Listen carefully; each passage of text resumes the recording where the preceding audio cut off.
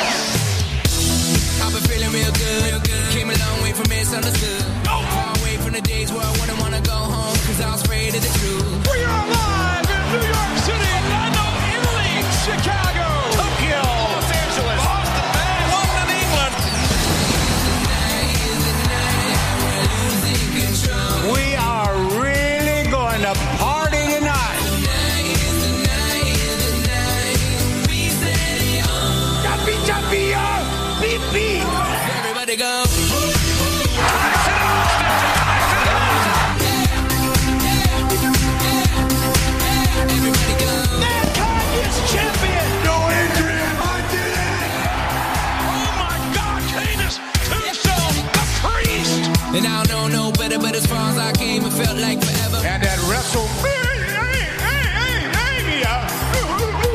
So if I got one chance, I'ma make y'all dance. I'ma have as much fun as I can and figure out the rest when I had a plan. How do you think I feel? Stuck up. We're losing control. Coast to coast! A message to Orton! Have a nice ride! Everybody go. Yes! Really infinity! Shrinkage! The little general's about to go into retreat! Damn! You cannot do this! That's Kevin Bennett and Britney Spears' husband! Brett screwed Brett.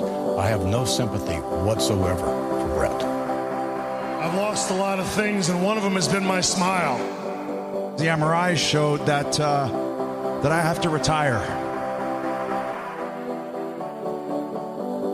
I want to thank you for the memories. Somewhere Eddie's going to be looking down on this night, proud that all the guys went out there and put on a show for him. He would have wanted the show that has been in his family his entire life to go on.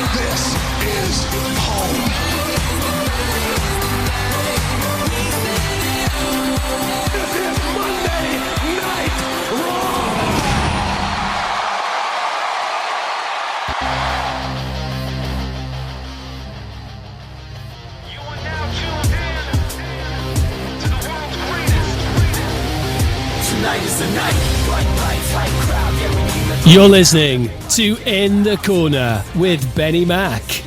Unfiltered, uncensored, and unforgiving. Here's the man in the corner, BenNy Mac. Welcome to episode 36 of In the Corner. Thank you very much for everybody that downloaded yesterday's episode. Sai joining us for 30 years of Raw. We barely scratched the surface in terms of all the memories that are there for Monday Night Raw. But joining me once again, my tag team partner, the other half of the tag team champions, Mr. Tyler, all the way from the US again, joining me. Tyler, how are you, buddy? BenNy, I am doing wonderful. Like I've said many a times, it is always a pleasure to join you on In the Corner.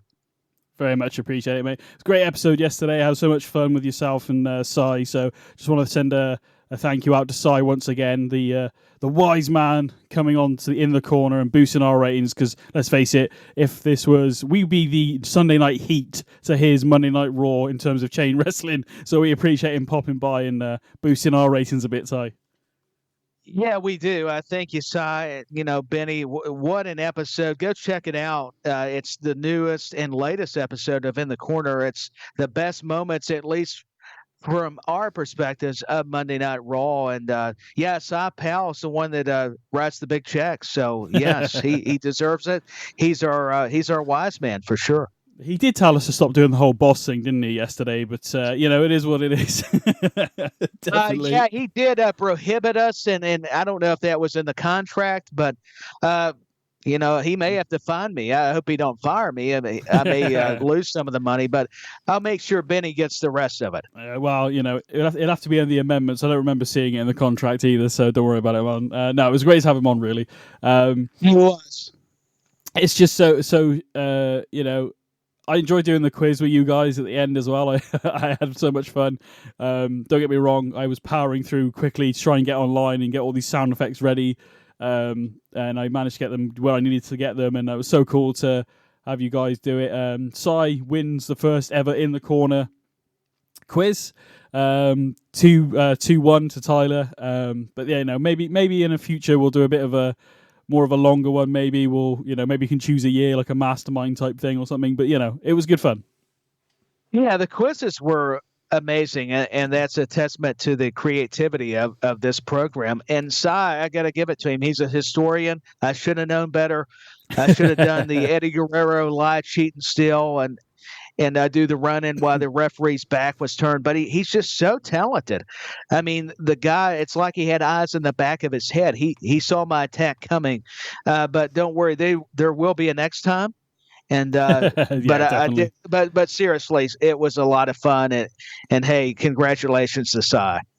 Yeah, man, definitely. It was cool to have him on. We booked him before. Unfortunately, things didn't pan out and he couldn't make it, but we got him on eventually. So it's been really cool to have him on, like I said. But so we're going to be talking we're going to go back to regularly scheduled programming here, not regularly scheduled hostilities, which is also on SJP Raw Media, ladies and gents.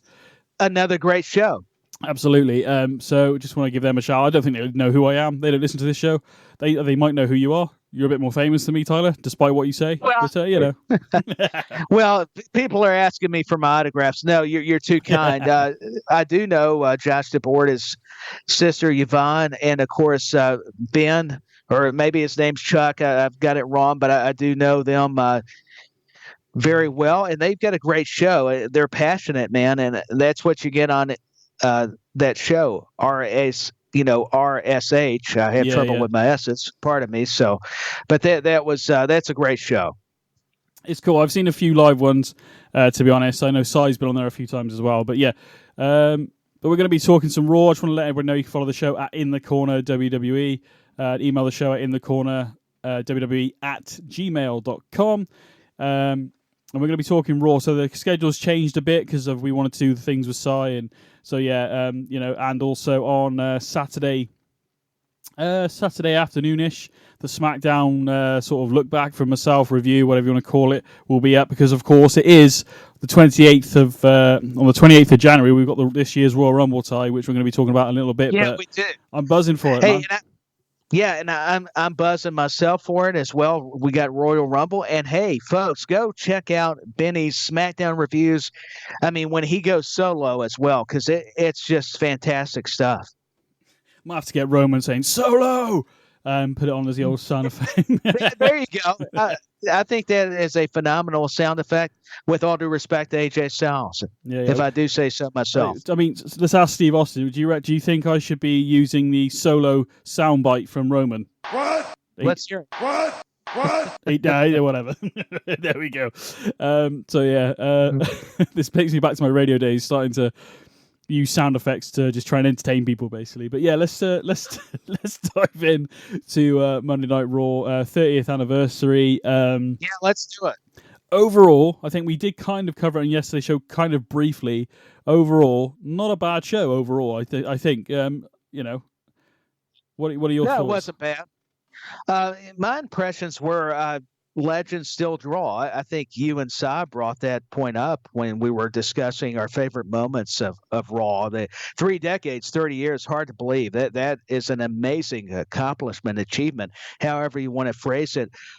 There was some decent competition. I don't want to say it was great, but I think I understand the reasoning, BenNy, and I know we'll talk about it further, is you've got a big premium live event coming up, and just like we'll see at SmackDown, it doesn't mean you can't get great match quality, but they may not want to give everything away for free when you can get it on Peacock and go check it out. That's kind of my hypothesis about why we saw some changes and to the format and with respect to creative. I don't know your feelings on that. Did you kind of get the sense or feeling that's why some of these matches got cut short, or maybe they just didn't deliver a certain way? I mean, I'm just trying to think on how you would come at it from a perspective.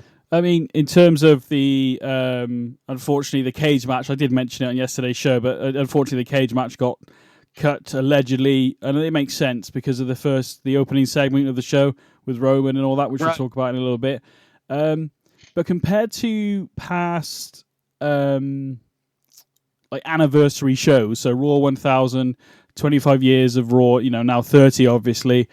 If you look back at the others, I would say the Legends had bigger parts in the show, if that makes any sense. This time it felt more, yes, the Legends are here. Yes, we're going to have Flair come out. Yes, we've got Card Game going back. We've got Ron Simmons in for, and all that, and Godfather and all that kind of stuff, IRS and all these people.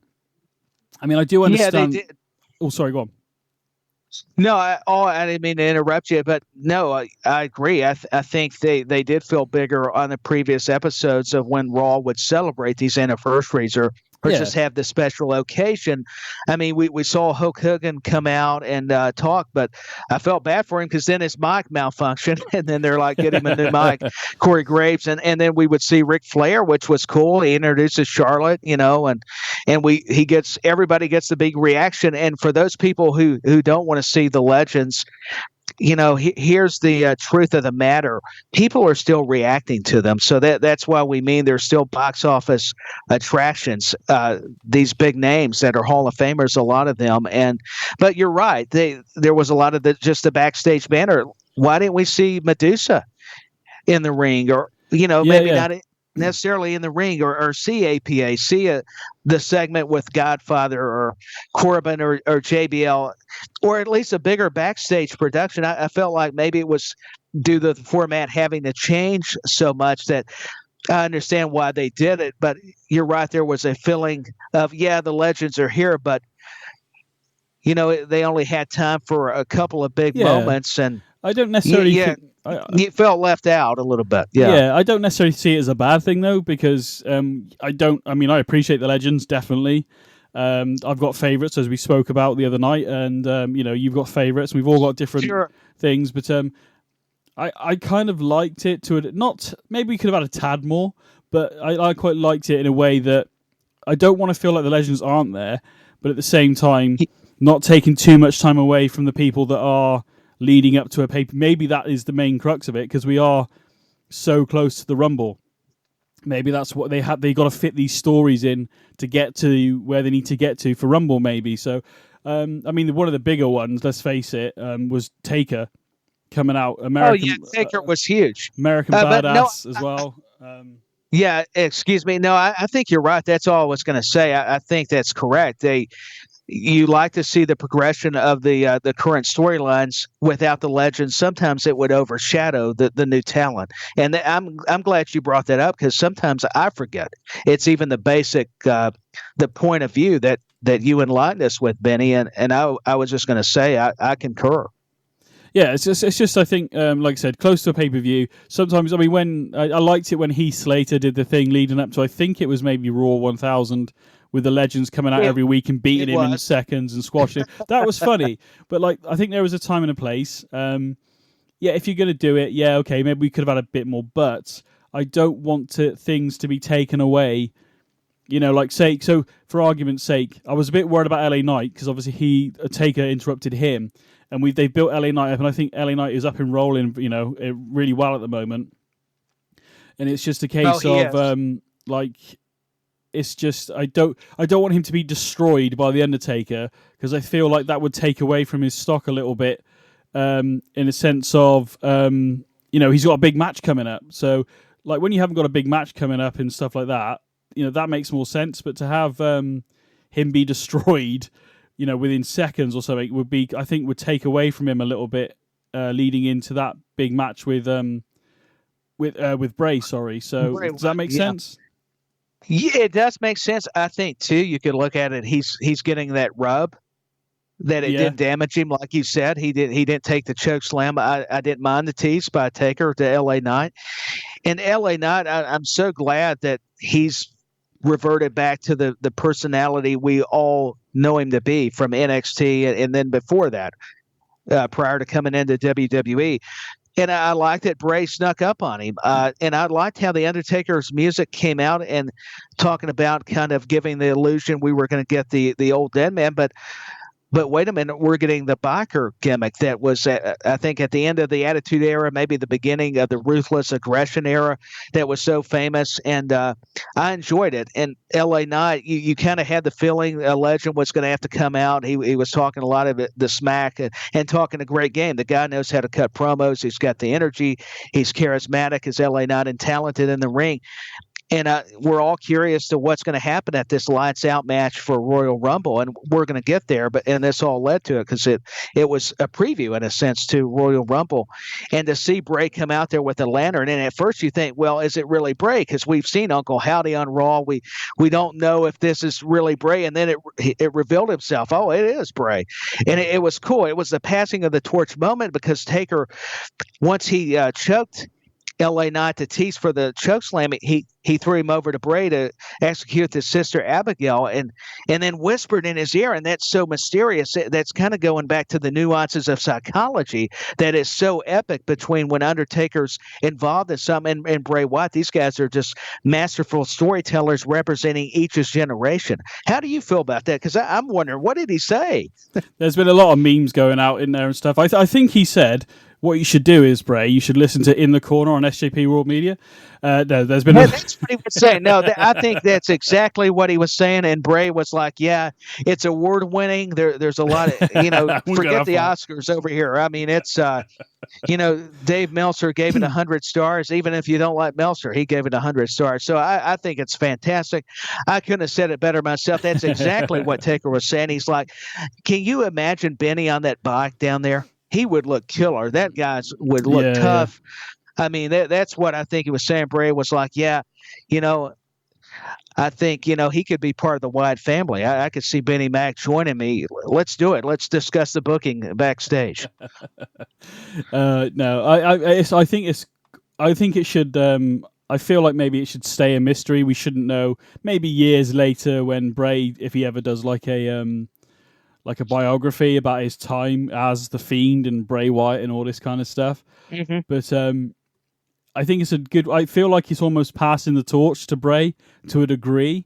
I feel so too. Yeah. That's how I viewed it. And a lot of people, even on social media, were bringing up some good points that's what it appeared. Yeah, of course. So, but whether it goes any further than that, I don't know. I don't think it will, to be honest. I know some people are clamoring for another match with Taker. It's cool to see the American Badass, don't get me wrong.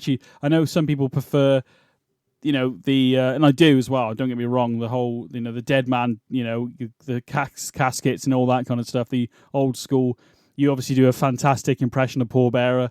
Well, thank you. And that's why I do have an affinity for that character. But I'm with you. There is something when he was reinventing his career with that biker gimmick that was changing the game. I mean, when he came out, I was scared of the Undertaker, but I was equally as intimidated by this fixture, part of the reinvention of the gimmick.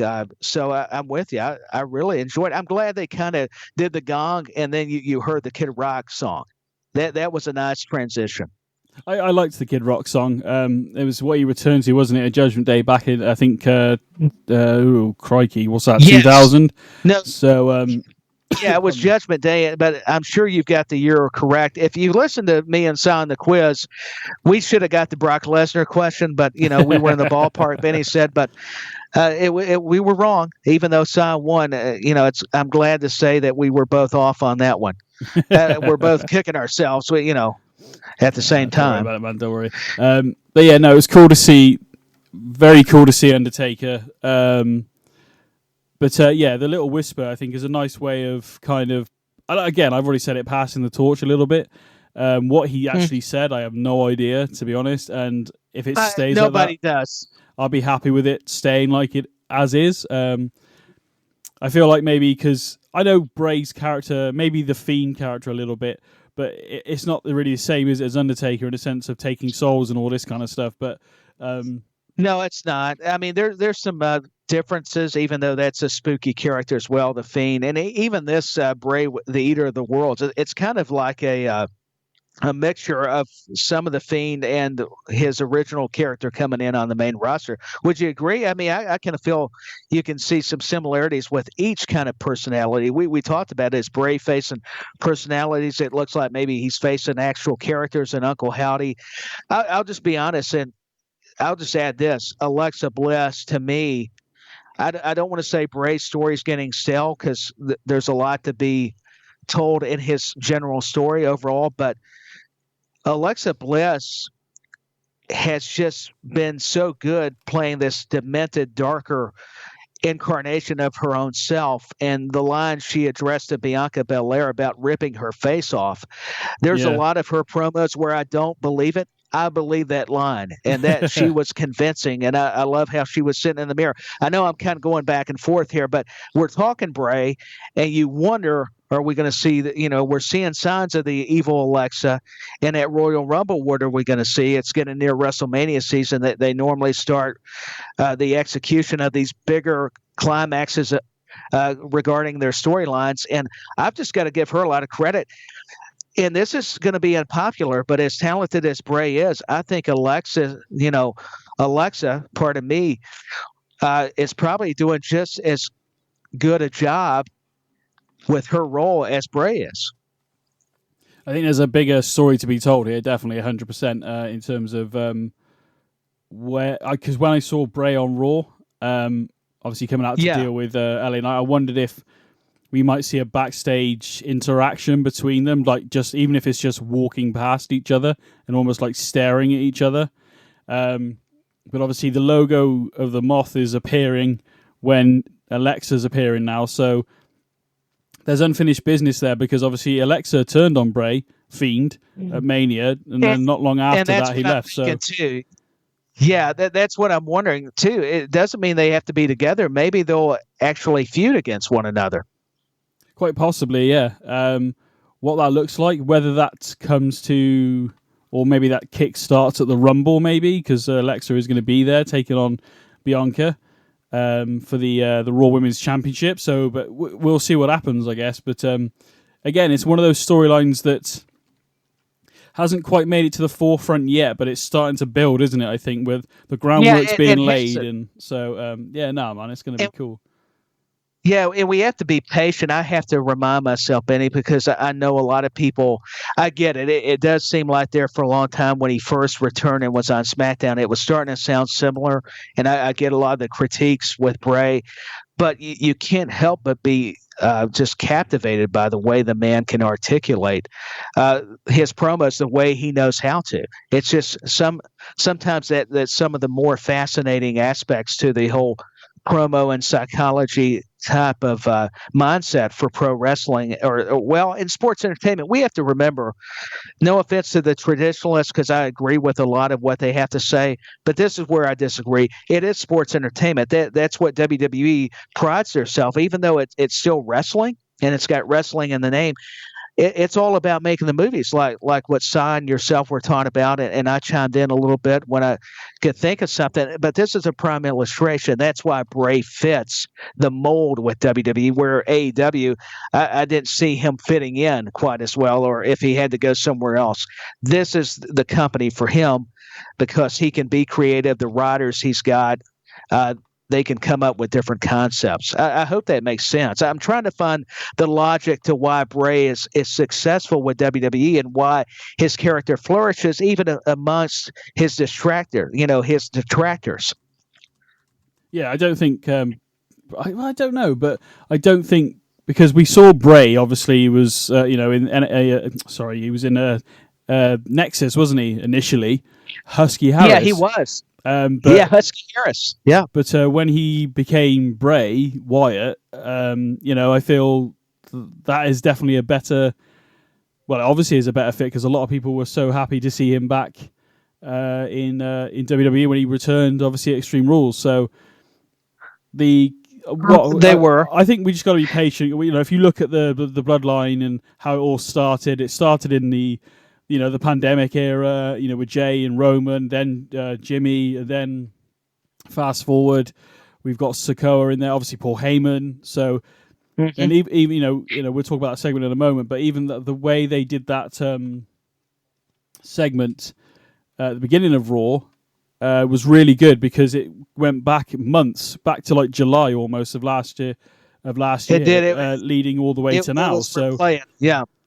So I think it was really good for them to do it that way, So, I think sometimes I think generally long-time storylines are better. But I feel like we're getting, with Bray, Alexa, and everything, Uncle Howdy, I think it is a case of there's a lot of unfinished business there because of what actually happened. And instead of just sweeping it under the rug, there could be, whether they all team up, whether Uncle Howdy is Bray, and it's some weird sort of psychological thing. I have no idea at this point, but I'm enjoying it. As much as much as I tune in and I want to see the bloodline stuff. That's my that's the one I'm really invested in. That's what's connecting you. It's the Bray Wyatt story, and I can see that. I mean, whether you're a fan of the guy or not, you're a critic, is what I was mentioning before.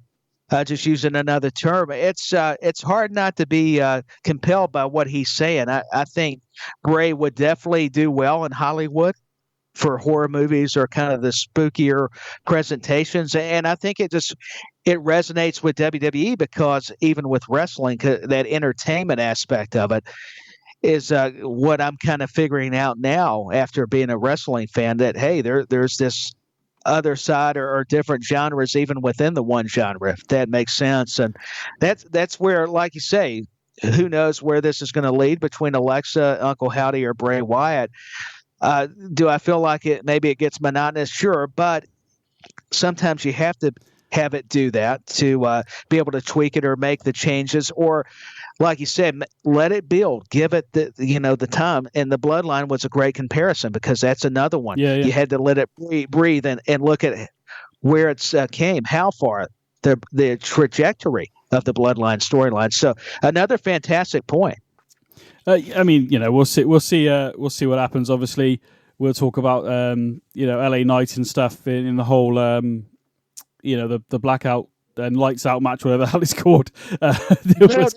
Mountain Dew, Coca-Cola. No, it's Mountain Dew, but I just had to try to be funny there because I was like, wow, Mountain Dew. I understand the advertisers, but they've actually got their own match now, the Pitch Black match. I complained about that the other day on one of the shows. I think it was on the SmackDown show. I like the fact that they're having this match, but we don't know what it is. It's a brand new concept to a degree, but calling it the Mountain Dew Pitch Black match, I'm like, why does it have to be called that? It doesn't make any sense. Yeah, I don't like it. I can understand respecting the advertisers, but just have Mountain Dew sponsor it, but don't have it with the name Pitch Black match. Is it going to be on the? Will it be on the video game as a Mountain Dew Pitch Black match? Probably not. It'd just be. I don't know. You almost wonder though. I was going to tease and go. I want to see what the Diet Coke match is going to be next, but I digress. So, Fanta Falls Counts Anywhere match. How about a Coca-Cola off the top rope stipulation or something? Yeah, Coca-Cola on a pole match. Yeah, on the pole match, going back to the territories, the old coal miner's glove deal. Oh my gosh! No, that's another rant for that'd be a great side rant. Just how many soft drinks, or you could tease what depending on the advertisers, how you could get away with the booking of those matches. Yeah.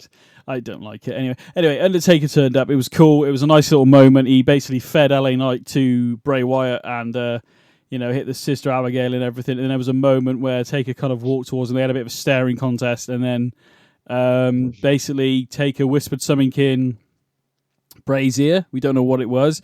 But it did feel like, as I said, passing the torch a little bit.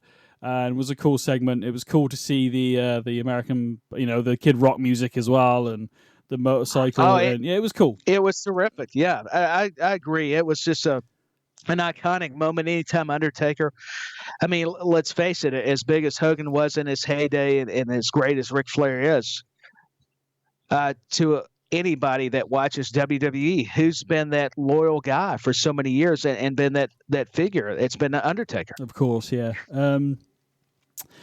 I've already mentioned it, but the cage match was due to happen, but Damage Control. So the way they did it was quite clever, though. So it's left it open, but Becky Lynch came in first, and then Bayley came out with the rest of Damage Control. They went to Dakota Kai, and Io went backstage. They eventually sort of get into it, but then the other two come back, and basically the whole of Damage Control basically lay out Becky, and the match doesn't happen, does it? So, which is a little bit of a shame, because it's the first time in 19 years since there's been a cage match on Raw between two women. It's not on the list for Royal Rumble, but yeah, this could definitely be like if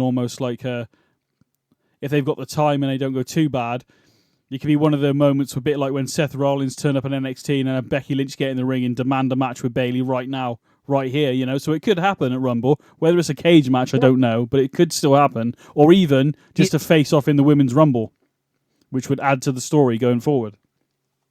That's a possibility. I would enjoy seeing Becky Lynch and Bayley at Royal Rumble or even Elimination Chamber. Maybe it could even lead to there, because maybe they're going to be in the Rumble. So I hate that the segment didn't run that long. It's not that I didn't love it, but I did want to see this match. But here's something else I got to thinking, Benny, and it was pretty simple, actually. They didn't want to give away that kind of match, to your point, on a Raw, no matter how special it was. Quite possibly. I think, and I think that's another way to look at it. Sure, the segment ran over, but this was they had a plan. They knew what they were doing. And I know plans can change because it's a live program. Of course. But I think it was great because it's no disqualification. Why not Bayley have Dakota Kai and Io Sky attack Becky Lynch and give you the impression they outsmarted her? Because, Becky and Bayley's been exchanging these promos against each other.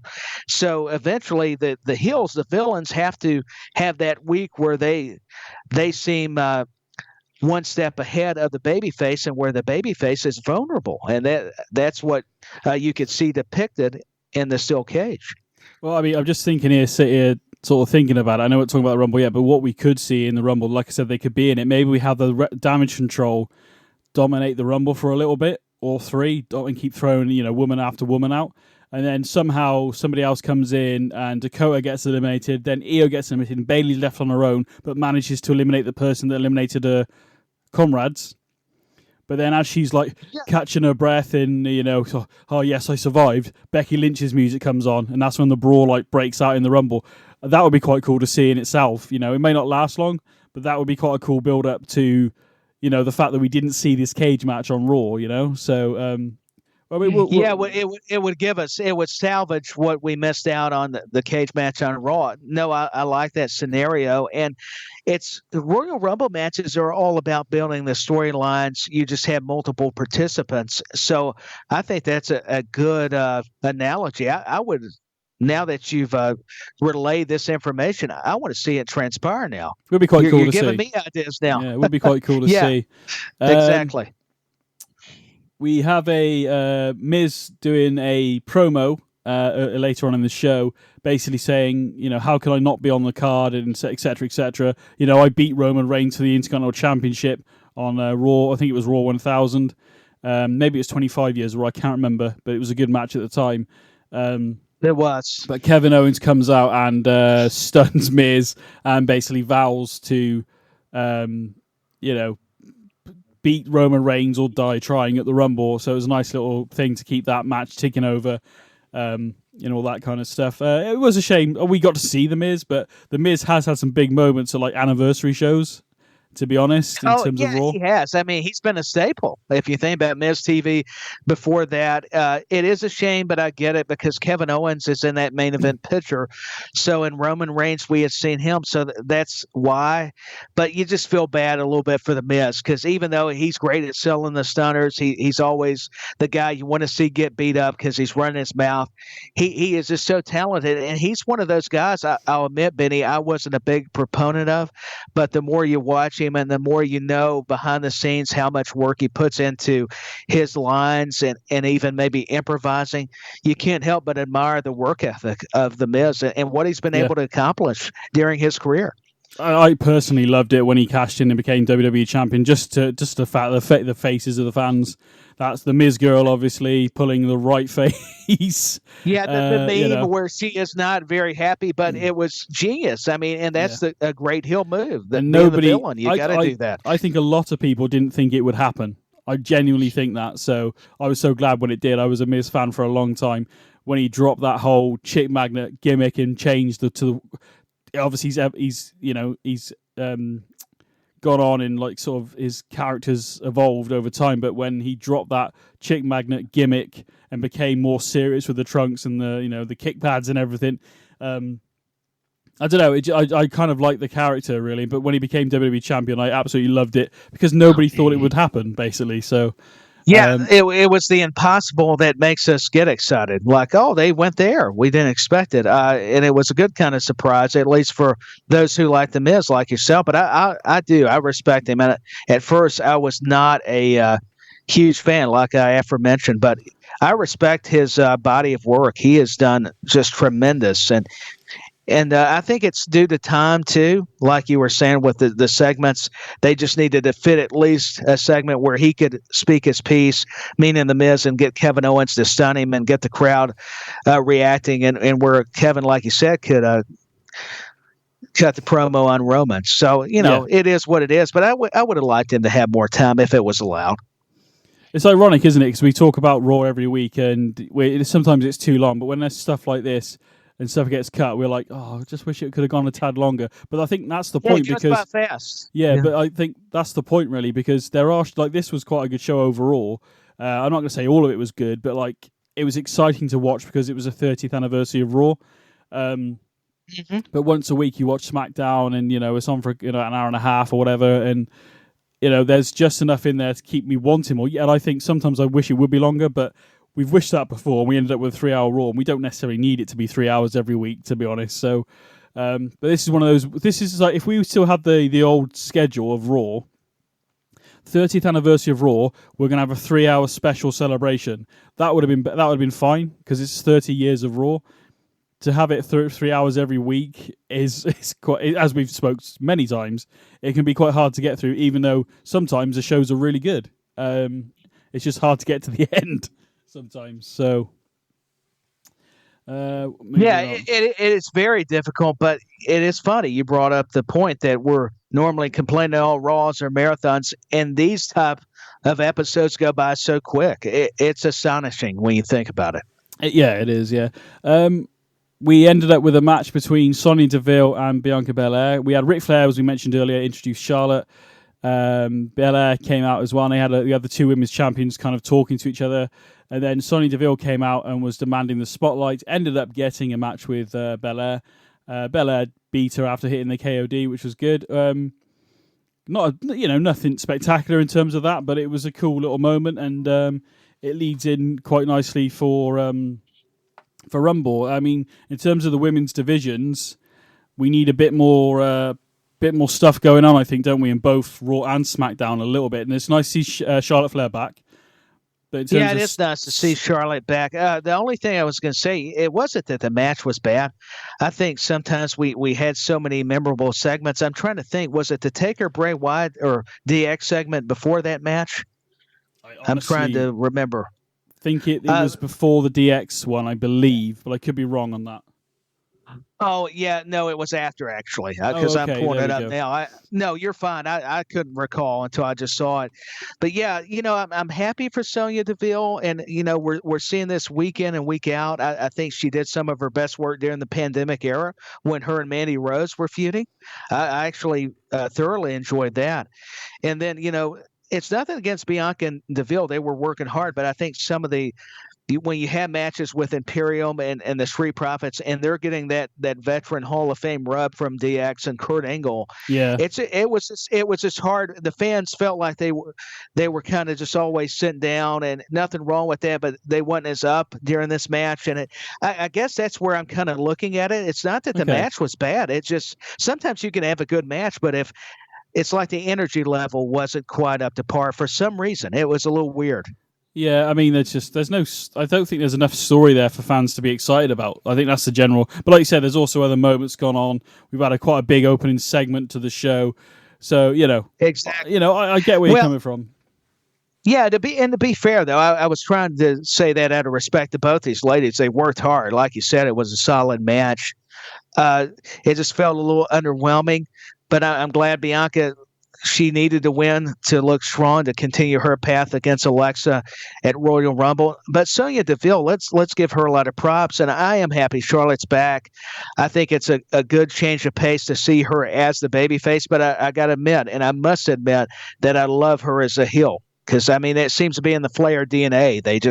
They seem to do better as the villains. I don't know if you agree with that or not. No, I think she is better as a heel. I agree. It'd be interesting to see what Bianca Belair would be like as a heel, because she's never really been one as far as I'm aware, so that'd be quite interesting. But I think when you've got the dirtiest player in the game moniker and the way things have been with Flair, most of his career was heel, I believe, to a degree. So just having the Flair, just having that Flair name, I think, just adds to it. There's also that association. Yeah, and I think there's also that sort of like the way she walks to the ring, the way she's dressed. And I think if you put a robe on, you're almost kind of saying to the crowd straight away, I'm better than you because I have a robe, to a degree, like subconsciously, So maybe that's part of it. It's very demeaning. Yeah, it's very condescending, like Rick could do it, but he did it in a cool way. And Charlotte has those same attributes. Of course. And the thing about Bianca, I'm glad you brought this up, because I think she's got the attitude, because most heels have to be good guys or however you would say it for the women, good girls before they can make that transition. And I think she's been that long enough. I would not mind to see her become a heel eventually, even if it's not right now, maybe even after Mania. Yeah, definitely. You've got Becky Lynch on the show. She's flipped back to, being the man again, a face. So it makes sense to be honest to me. We'll see what happens, I guess. I think Royal Rumble is going to be very telling going forward, because we're on the road to WrestleMania. So it's going to be very telling, and I'm hoping we start getting a bit more foundation built up in the women's division for stories and sort of a bit more. I hope so too. I feel like it's very much it's treading water at the moment. I think is probably the best way of saying it. I want it to be good. I'm not trying to be a dick about it. I want it to be a really good division, but it doesn't seem like that at the moment, which we've said a few times, haven't we, over the past few months? But so it feels like pieces are missing. Would that be safe to say? Like the talent's there. It's definitely. I think the talent is there. You're right. But if there's something missing, I don't. I unfortunately, as much as I like Ronda Rousey, I don't think her reign this time around didn't go very well, to be honest. And some of the matches she was having, whether it's her, whether it's both, whether there's just no chemistry with certain individuals when having matches, because she seemed to have it when she, in her first run. So I don't quite know what was going on there, really. She didn't really seem to have any chemistry. The Shayna Baszler, thing, she teamed up with her, Ronda did. I felt that could have gone somewhere, but it just seems to have just whittled out, and that's it, really. Yeah, it fizzed out. Yeah, me too, because of their history, being friends, being part of the MMA Four Horsewomen. Definitely. we all thought we were going to get the feud when, Sasha and Bayley and Becky and Charlotte were the four horsewomen, coming out of NXT and the WWE on the main roster. And it's like nothing ever happened. But you're right. I mean, Shayna and Ronda were teaming up. They were facing Raquel and Shotzi and a lot of different people. Liv Morgan was the big feud. And I was even in Ronda's corner. But I must say, it's been lackluster this second run. It's not had the popularity. I guess I'll tell you one difference is she was coming fresh off of MMA, and I think that helped her. This time she's got settled in, and normally you would think that would help her. I think she's got too comfortable, or however they're producing her, and we're not seeing the vicious Ronda Rousey that we saw back on Raws a couple years ago when she was having to defend the title against Charlotte and Becky, in those backstage segments. And then we saw the culmination when Becky became Becky Two Belts at WrestleMania that one year. And I think she's just lost some momentum, unfortunately, because I like Ronda. I mean, she's legit. Trust me. There's nothing wrong with her legitimacy, but it's just maybe her character development, the way her charisma. And I hate to say that she don't have charisma. Definitely she does, but even taking on the Piper moniker, I mean, even the family blessing it, which I thought was cool. I saw behind the scenes, and we're both big proponents of the hot rod, so I thought that was great. I don't know. Maybe she needs to embody some of Piper, not act like him, but maybe she needs the spirit of Roddy Piper. Maybe that's what, Ronda Rousey needs as a rowdy one too, or something. It's like something's not connecting or clicking. I have felt that in this second run, and I hate it because I like Rousey. I like what she can bring to the table. Absolutely. For me, I think you've touched on it a little bit there, but yes, she turned heel with Shayna, but there is not really any difference between a face Ronda Rousey and a heel. Whereas if you look at Triple H, The Rock, Steve Austin even, and many others, but let's take Triple H for a minute. When he was the babyface, winning the Intercontinental Championship against The Rock in a ladder match, great match, and SummerSlam and all that kind of stuff. But when he flipped to a heel, his wardrobe changed, the way he walked, the way he talked. He didn't say "suck it" as much. He wasn't doing the comedy. He was more serious. Ronda's been very serious from day one, which why shouldn't she? She's MMA, but there's no character development there. Even though she's now being booed, there's nothing really to. You look at Bayley then. Bayley's probably a better one to look at. Look at how Bayley used to dress, the way she used to act, the inflatable, buddies and all that kind of stuff. Yeah, looks like a car salesman or something. Had the inflatables. Yeah, the ponytail and all that kind of stuff. She changed her hair. She changed the way she dressed. She changed the way she talked. Yes, you're going to start calling fans idiots and stuff, but the whole presentation of her changed. Ronda's presentation hasn't changed. Not really. If you look at a match with her from, I don't know, maybe 6 months ago and then go back when she first debuted. Yes, she was hot coming off UFC and that's why fans liked her, but her character hasn't changed. Not really. I think that's the problem. Yeah, I think that is a lot of her problem.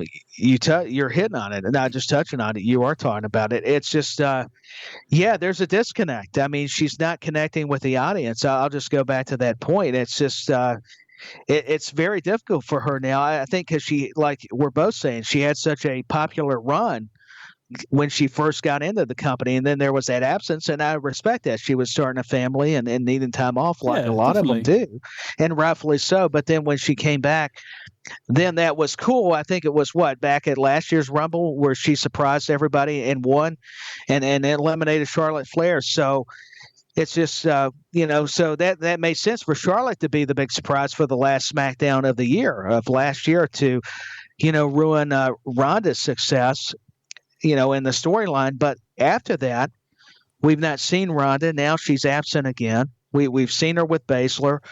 The whole thing with Liv blew over, and because, you can only go so long with that. And it's like even when they were giving her new opponents, I don't know, you just felt like, I don't know if she was kind of losing. I don't want to say she's lost her passion, but sometimes you wonder if some of these strong personalities and tough people are going, well, it's just wrestling at the end of the day. I don't know. I don't want to say she's thinking like that, but you often wonder what's changed? What's so different? I mean, even when she came out at the Royal Rumble last year, there's not a lot there. If you fast forward to currently, like you're saying, even at SummerSlam, it was so cool. I recorded her entrance. But the match was one of those where the finishes, and I understand they got to be different. It's got to be interesting, but it was just a little, okay, we're just running this over, I felt like. Yeah, again, it felt like just a rerun for me. I think is probably, with hindsight now, looking back at it, as I said, Baron Corbin, yeah, he's changed his gear and stuff, and he's got JBL with him. I don't see any difference in the character, not really. He's calling himself the wrestling god, but I don't see anything different in terms of his presentation, not really.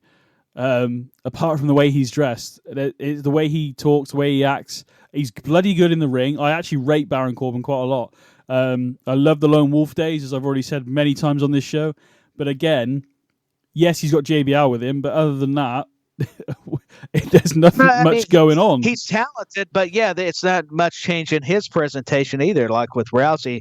Yeah, and JBL, to be honest, I've told you this, I've been more enamored because of a legend that he's been associated with, and you would think, and maybe we talked about it would elevate Corbin, but unfortunately, I think it's hurting him a little bit because everybody just, it's JBL, and yeah. Oh yeah, Corbin's with him. I almost want JBL to smack some sense into Baron Corbin and saying you've got to stop. Maybe they both need to stop gambling and having parties and actually start focusing. A bit like Andre and Cien Almas in NXT. There was that time where he partied, was losing matches, and didn't care. But when Zelina Vega turned up and became his manager, it became more serious, and that's what led him to the NXT title. So maybe we could have a similar thing with Baron here. I don't know, but yeah, maybe they need to do that because JBL, I'm kind of looking for that. Maybe that'll come in time because eventually if Corbin starts losing more, JBL could come out and say, I'm tired of getting embarrassed. You can kind of paraphrase it,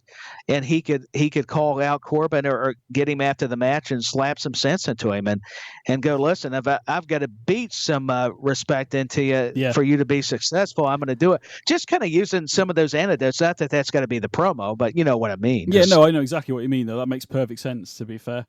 But yeah, I mean, maybe Ronda will return in the Rumble. Maybe she'll have a different look, different music, and that could happen. I mean, we never know. That's the what ifs. Maybe Ronda does show up in the Rumble. But going back to Corbin, just real quickly, maybe APA needs to do something because they had Ron Simmons, they had the Godfather. Let these veterans slap some sense into Corbin for at least. And we're speaking of his character. We know he's an intelligent guy, but we're talking about the guy's character. Just to clarify for non-wrestling listeners that want to check out this amazing show with Benny Mac, and that's the thing, man. It's just you just want to see some changes, and maybe we're just being too petty. I don't know, but we can't help it. We got to have our opinions, don't we? To be honest, I'm quite surprised. We might see more of it later on, but when Baron Corbin was with JBL and they went to that poker game, Ron Simmons gave Baron Corbin a look of like, who the hell are you? And JBL was like, yeah, he's cool. So I'm hoping maybe that is the start of what we just spoke about. I like my idea, like I said, of a high-end protection agency with JBL and Baron Corbin, maybe. It would be quite, but heels, That could work, yeah, like maybe a newer APA, like the Men in Black scenario, where it was Tommy Lee Jones helping Will Smith. Maybe that could work, do a newer APA and have Ron Simmons come out every now and then just to say the word and maybe, cut a promo like, hey, kid, we're going to beat you up if you don't do your job, kind of do it like APA where they had fun, but they could be legit when they needed to be, Yeah, definitely. I mean, the APA, genuinely, Ron Simmons and Bradshaw Layfield, like two of the toughest guys. You wouldn't want to meet in back alley. I'm telling you, you hear all the stories of how, man, Ron Simmons, legit tough guy, JBL too, both those dudes. I just have respect just being intimidated by just seeing those guys. So that goes to show you they're believable as characters. I just mean in terms of the APA sort of. I don't want to see an actual clone of them, but like instead of them being like faces, heels, like maybe where they they pay for time and for 30 minutes they'll protect you, and then once that money's gone, they'll literally watch you get your ass handed to you or something like that. Just and they'll maybe they'll have people like say we want our money back, and. I've said it before, but I think it would be a better way to go. But I think maybe the way it will go, as you've said, is Corbin keeps losing, starts losing some matches, and JBL, like you said, doesn't want to be embarrassed. Former WWE champion at the time when he was WWE champion was the longest reigning Hall of Famer. You Exactly. got all that, like you're talking about there, Benny, and I think it's bound to happen, but it's like anything. We got to wait and see. And we talked about patience before, and I guess it's a virtue. We're just going to have to find out. Sometimes that virtue gets tested, though, I'll tell you. Let's move on. The Street Profits team up with Seth Rollins, and they take on Imperium. It was really cheesy the way they did this. I'm not going to lie. Kurt Angle looked like he just wandered out like an elderly person going like, I'm just going with these guys. I don't know who they are. And Kurt Angle's with DX. It was funny. I'm not disputing that. Yeah. Then then like they're like, oh, I wonder if we could get somebody to come out and help us with Imperium. And then like Seth Rollins comes out. Oh, but we need somebody else to come out. And then Street Profits come. It was really cheesy, but it is what it is. It knows what it is. The best line for me still is, why is everybody looking at me as in Triple H? This booking stuff's hard. It was really good. Yeah, I popped too because that was great. And then Road Dogg saying he was going to get up in Gunther's face, and he going, no, that ain't gonna happen or something. He was just. I thought that kind of banter was entertaining. It was typical DX. Sean Waltman. He's like, man, my knees hurt or something. It was a little bit cheesy, but it was DX all over, wasn't it? So yeah, it was DX, man. No, I'm with you. It was just, I think, to get that quick pop and to get the Street Profits out there once again to establish new talent from having this historic faction. DX having Kurt Angle out there and having Kurt Angle be the special guest referee. And hey, what about Teddy Long? I mean, I think I reacted to that just as much as anything. Yeah, that was cool to see Teddy Long. I'm not going to lie. That was a cool moment. It was. So randomly became a GM for like 10 minutes and made a match, which, do you know what? I would bring him back, man. I would.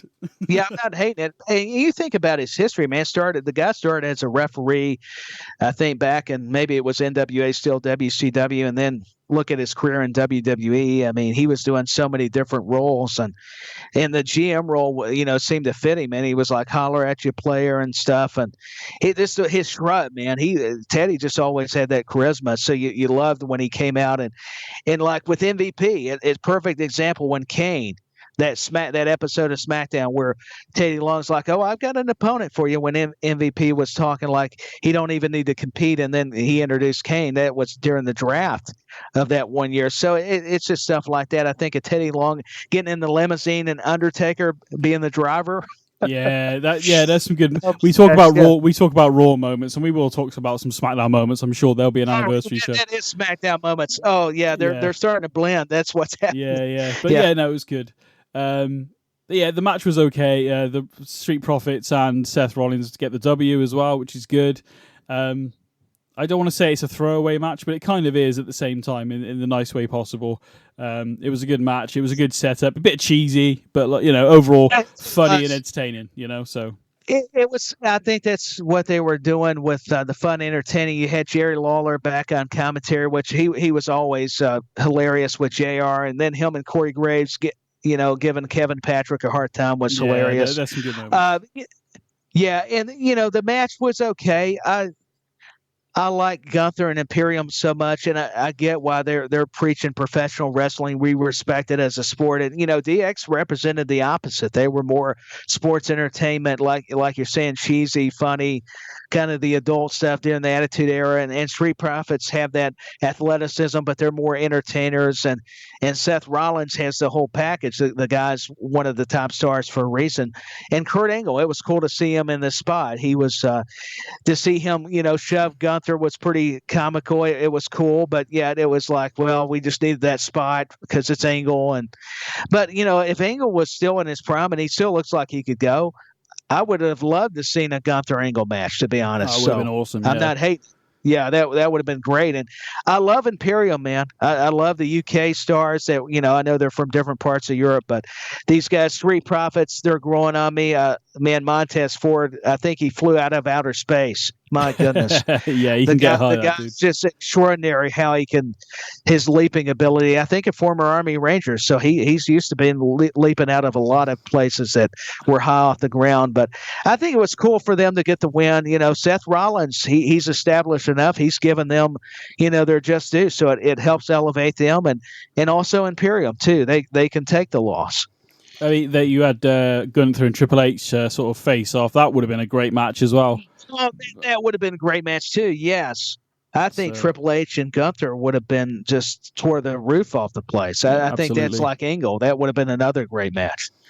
We'll move on to the main event because it was Bobby Lashley versus Theory for the United States Championship. And as soon as they announced that it was a no disqualification match, Tyler, I smelt a rat straight away. You did? Well, I figure we are going to have some sort of interference. Don't get me wrong. I thought maybe MVP maybe accidentally would cost Bobby the title. That's what I thought initially. Yeah, it's at the backstage, especially because him and Omos, and he was talking to Bobby before, so I could see it. So, and for the first time ever, I think I was not expecting Brock Lesnar returned, attack Lashley, and actually attack Theory in F5. So he F5s Bobby, and then he F5s Theory, who happens to land on top of Bobby for the 1-2-3. So Austin Theory is still United States champion. But I believe, I could be wrong, I'm assuming Bobby and Brock are both in the Rumble, so we could see an altercation there. Yeah, we could. I think they are. I was looking at the confirmed names at least, and it appears that Brock and Bobby are in it. Overall, not a bad match, to be fair. I think we're having seeds planted here again in terms of Bobby with possibly the Hurt Business, which I quite like to see. Again, we both said wouldn't mind seeing that because it ended so abruptly, didn't it, the first time round with no real rhyme or reason. Yeah, it did with no reasoning, just like you're saying there, Benny. I would be all for seeing MVP reform the Hurt Business with Shelton Benjamin, Cedric Alexander, and Bobby Lashley. That group just fit, man. I think because he said it, MVP in a tweet on social media, it's organic because they're all close friends. So you could feel that in storyline. That they had a cohesiveness, and that related to people. That's why everybody could buy it. These guys are legit. They're great athletes. They look great. They look like they could rip your head off. They're the real deal, but they're cool. They're smooth. They got the women. They'd come out there. MVP, the smooth talker. He's always great. So that's why they just have that appeal, man. It's hard to put a finger on it. It's I agree. Basically, is what I was going to say. I kind of want to see. I want to see the Hurt Business back together. To be honest, I'm all for that. Whether it happens, I don't know. It feels like it is going to happen, but whether it does, it's a completely different. It may be a different Hurt Business, unfortunately, but hopefully not. I would love to see them reform it. I think it's had enough time where people have missed it because, like you said, it ended so abruptly that now you could see it happening again. And, well, I'm getting ahead of myself. I don't know that we'll see it with Lesnar. I was thinking, does MVP get involved? I'm kind of thinking ahead, but I don't know. I don't know if we'll see it with Lesnar. The whole scenario. Maybe we're going to, because I think Elimination Chamber is going to be in Montreal, I understand, or in Canada at least. I don't. Yeah, Canada. Montreal. Yeah. But it's in Quebec, Canada, where Sammy. I think Kevin Owens too. I think they're both from around there. They're both from that area. So from that area, who knows though? Elimination Chamber. That changes the rules a little bit, so you could kind of get away with more. So you brought up another great illustration. Maybe so. Well, technically, Bobby lost to Brock last time they faced each other, but Bobby ended up laying out Lesnar at the end of it. So, although Brock got the win, there is unfinished business there because of what happened. So maybe Bobby does get the win. That was back at Clash, wasn't it? Yeah. Was it Saudi? Oh, Saudi, my bad. It wasn't Clash. No, it was Saudi. No, Saudi, right. Wasn't it? Yeah. So maybe this is if they do face each other in a match, maybe that we have the Hurt Business come in and help Bobby win it, and we see Bobby turn heel again. Maybe, I don't know. I feel like it could happen, but we'll see. We'll see. Obviously, it may help him if he turns heel because he's been this baby face. He's kind of tweening it anyways a little bit if you think about it. kind of like Lesnar and a lot of them do, even with Rollins. Maybe that's what he needs. I mean, I would be excited for it. I mean, especially if you get the Hurt Business involved, it feels right.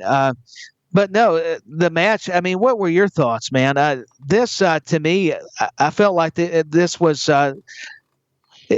It left a lot to be desired because we were coming into a big time show like the Royal Rumble. Maybe that's why they didn't want to give all this away on Raw, because they could do something more even the week after. I'm not sure. I'm trying to comprehend why they would kind of do this match this way. I get why the stipulation, they're in Philadelphia, why it's no DQ.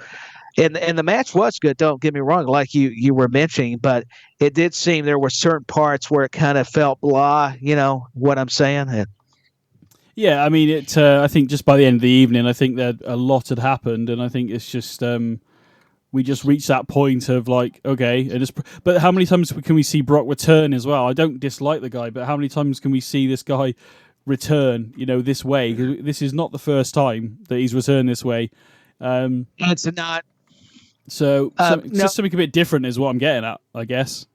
Yeah, no, it's just something different. I mean, it's kind of hard to explain, but I think that's a great analogy. Lesnar, I get it why you get tired of him returning, but I think just due to the story they can tell with Lashley, and I think Theory's going to be involved. I don't think this will just be between Lashley and Lesnar due to that finish. Because he's not touched Theory yet. I think we could see Theory getting involved. Brock's F5'd him before on a separate occasion and took the selfie, the famous picture where he's got Austin's head. And he's smiling. So, hey, there's a lot of various ways. I was want to say different, but various works too of where they could go with this. And hey, they could do a singles match with Lesnar and Theory. Maybe Lashley interferes either way, or the triple threat. You have one of those again. I mean, who knows? I mean, we still don't understand why Lesnar's doing it. That's the mystery. So there's more to be said there and unfold on TV and on these big premium live events. And maybe we'll get more of those answers, I would think, at Royal Rumble. Yeah, I would think so. I mean, in terms of Theory's attitude, it's different than it was last time him and Brock crossed paths. So he might not take being touched kindly because he's now the United States champion. He's got that whole chip on his should he's not the kid. Remember, like he's reminding everybody he's a grown man, which he is. And I wouldn't mind to see him and Brock. That would be interesting. I think you're right though. If it does happen, my problem with Bobby and Brock. It's not because I didn't want to see the other match. It ended in a sort of a way that Bobby lost and he laid out Lesnar, fine. But there's been so much time between that and now that I feel like the payoff, or that it's cooled down too much for me. Of like, I wanted to see a rematch for it because it felt a bit like, even though Brock won, I felt cheated a little bit. So there was more animosity there, and Bobby actually looked like he was going to be heel because he lost his temper a few times bleeding up, and he even got suspended for a little bit. So I felt that was the time to do this rematch between Brock and Bobby, and I think, I mean, they might be able to rekindle it. I don't know, but it just, as of right now, as I sit here with you, I think that it's cooled off too much for me. If that makes any sense, but No, it does. Like when they were engaging in their matches and in this feud when he first did it, there's just been enough time where it's got cold. I get what you're saying. I just feel that, Lesnar is kind of one of those money draws, whether you like the guy or not. And I know you said you liked him. I'm just saying that, of course, there's a lot of fans that'll have a different perspective concerning Lesnar, but he's just one of those guys that when you hear that music, man, and you heard it in that crowd in Philadelphia or anywhere, it's like, and especially since they're reminded of Lashley when they hear the entrance music, what he did with Theory. And it's like they know business, like JR would say, is about to pick up. Something's going down. And I think it's moments like that captivate people enough. They're like, they can maybe get over or gloss over. I'm not saying completely because I'm kind of more in your frame of mind about it. But I also, like you, try to look at it, the different variables of where you could go. I'm kind of like trying to think of how you would book your way out of that finish, out of that match, and out of the ongoing story. I mean, I hope that makes sense too. Yeah, definitely. It's just again, like I said, I think it's just gone a bit cold with the whole story, and but add the MVP element into it, possibly the Hurt Business. It could be, it could be good. I could be completely wrong. It's just, I'm not. When his music came on, I'm like, shit's about to go down. But like, I'm not. After the fact, it's a bit like, okay. But I don't dislike Brock. I like it when he's there. But I know he's this sort of part-timer-esque, which is fine because he's an attraction. I get it, but sure. In terms of who he's attacked, the storyline for me is not dead, but it's very much, check its pulse really, because I think it's almost there. It's gone cold, big time for me. Probably the biggest segment of the night. Let's go to it, man. We've been waiting. We made people wait long enough. To be fair. The trial of Sami Zayn. Now, I understand, I actually said on the podcast, I believe this was meant to be an acknowledgement ceremony originally, I believe, and it's changed completely to Sami Zayn being put on trial for the events, I assume, from SmackDown, because he wasn't there when the Bloodline got jumped by KO, but Roman Reigns sent him away to do some menial tasks, sort the cars out, sort the plane out. So why he's on trial, maybe Paul Heyman in Roman's ear. What a segment, basically. There's so much to cover here. I don't know whether we can get it all in the time we got, but it was... I don't know that we can. It was very complex. Allegedly overran, which is why we didn't have the cage match, as I've said before. But basically, Paul Heyman presented 4 pieces of evidence, 2 of which were very tedious at best.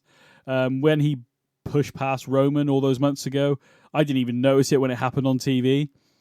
But trying to say that he has tried to assassinate the tribal chief by a shoulder nudge. Are you kidding me? And then with him on top of the cage at War Games, which must have been after it went off the air, saying, Bloodline for life is what he was saying, but yet Paul Heyman was like, what are we, the NWO? And all this. It's like, what are you on about, Paul Heyman? So yeah, I mean, what did you think of the segment, man? I mean, I've watched it twice now, and I actually still love it as much as I did the first time. It's like a great movie. You see, it's a masterpiece. You're saying it. It compels you. It draws you in. You're invested already by the storyline alone. But now they keep getting deeper into it. And Paul Heyman is just so creative. Like you said, that's a great illustration. He was in the ear of Roman Reigns. I think there has been the conspiracies to break up the monotony of the bloodline concerning all the characters. And when Solo Sikoa, and forgive me, I'm probably not pronouncing his name, I just call him Solo, you'll figure out why. But when he went over to try to tease for the Samoan spike on Sami, it looked like, Sami was done. He wasn't going to defend himself. That shows you a lot, tells you a lot. His body language, even when he spoke. We all know how talented Zayn is with his demeanor and his promos. That goes without saying. But when you saw Jey Uso get up and say, have a problem with it and defend him and stop, his own brother Solo from damaging, Zayn, that right there just... man, it spoke volumes. I don't mean to overuse that, but it's hard to find the words because he accepted him. I mean, we thought he was accepted, but that trial proved to me that the Usos accepted this guy. So the camps appear to be divided. I mean, it may be that the bloodline gets divided. Maybe it's not Sami teaming back with Kevin Owens. Maybe now going back to that first match with Judgment Day and, Jimmy getting hurt, whether that's storyline or not. And then Adam Pearce, hearing out Sami Zayn and him saying, hey, listen, I'm part of this now. I've got to prove myself to Roman. And they retain in a great match. I love how the finishes appear to be Judgment Day, but it was Zayn and Uso retaining the titles. That was a cool moment as well. Yeah, it was a great moment. Maybe you could have Jay and Sami working together, or even with Jimmy against Roman, Paul, and Solo, and another member. Pardon me. I mean, who knows? I mean, you don't want to separate the bloodline, but you got to think about, that's why the trial broke up the monotony, because every good thing seems to have certain moments where it's a little repetitive. So you try to think of maybe ways to break that up to where you could continue the bloodline in a different way. Maybe they end up feuding against each other, even if it's after Mania. Yeah, I think that could be the way it possibly goes. I mean, one of my thought processes was we've got the SmackDown Tag Team Tournament going on at the moment. So we'll have number one contenders. We've just seen the Usos defend the tag team titles against Judgment Day on Raw. Now, what if they start imposing the brand extension a bit more than they have been? Obviously, it's Raw 30, so there's going to be people coming on who've made big impacts on Raw over the years, and obviously people like Charlotte Flair did, and all that. But what if the Usos lose the SmackDown Tag Team titles to whoever and end up being forced to stay on Raw more often? Yes, Roman's still got both titles, so he can ferry back and forth, but that would separate them a little bit, and would that leave Sammy on his own with Roman on SmackDown? Because Sammy technically is a SmackDown guy, I believe. So he belongs to SmackDown. Yeah, so by making the Usos just the Raw Tag Team champions, that forces them away from Roman a little bit, so that could cause more of a fracture in friction.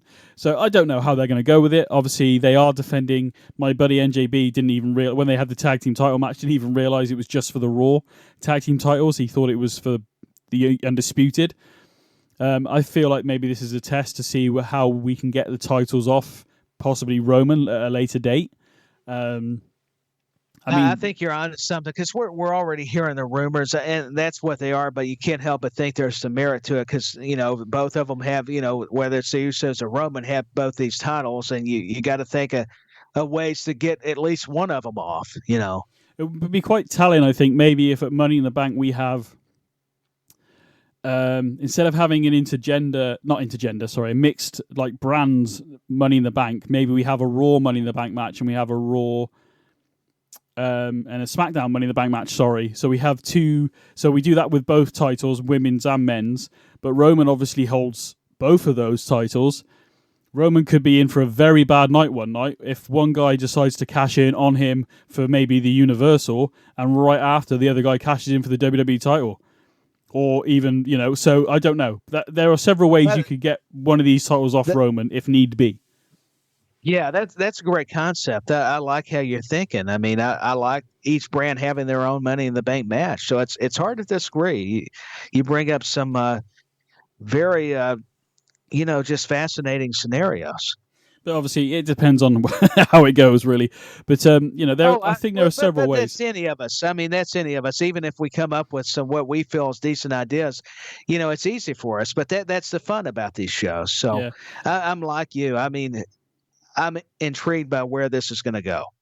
Absolutely. I got some other theory. I mean, the tag team match, Sammy. So basically, what happens is Jimmy gets injured. Adam Pearce comes out and says, "If you can't continue, you'll forfeit the tag team titles."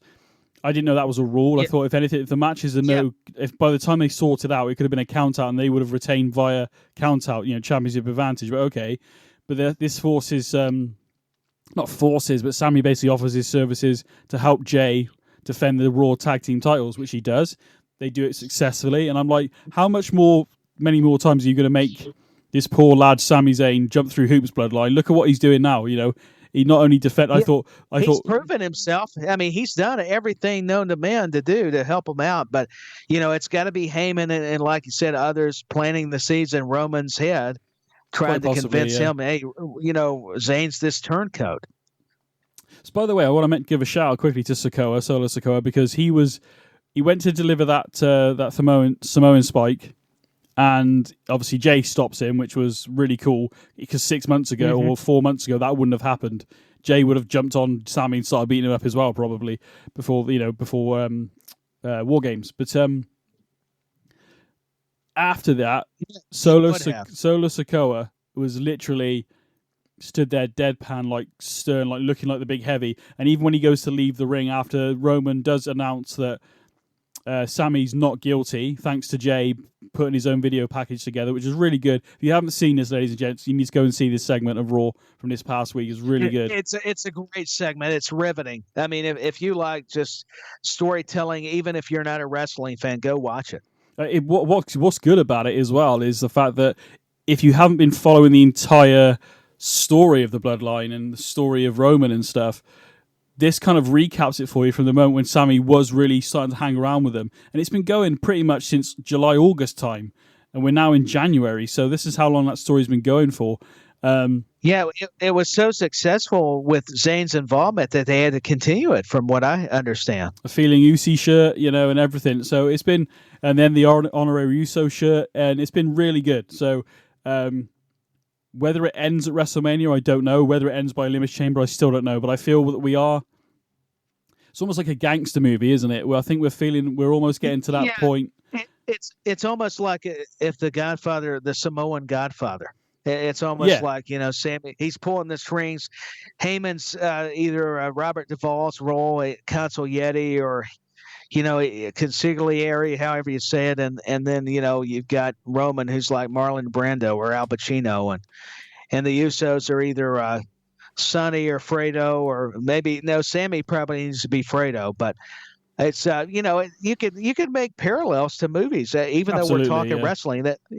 So, hey, I like it. Think of any gangster movie would relate. Carlito's Way, whatever. Of course.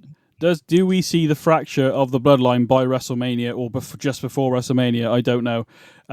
This leads in quite nicely to Royal Rumble, so we'll start talking about some Royal Rumble. But yeah, let's do it. But that's a good segue because it all ties in together. Yeah. But in terms of so Cody's returning. So let's look at the men's Royal Rumble quickly.